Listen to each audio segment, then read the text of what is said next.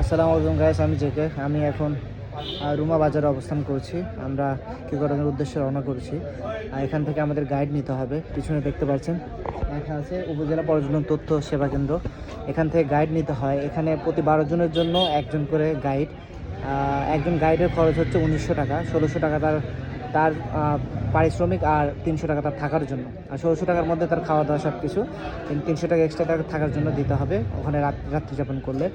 আর তারপরেও গাইডকে আমাদের নিয়ে যেতে হবে। আর যদি আমরা গাইডকে বলি বাইক নিতে, তাহলে এক্সট্রা আরও 2000 টাকা দিতে হবে।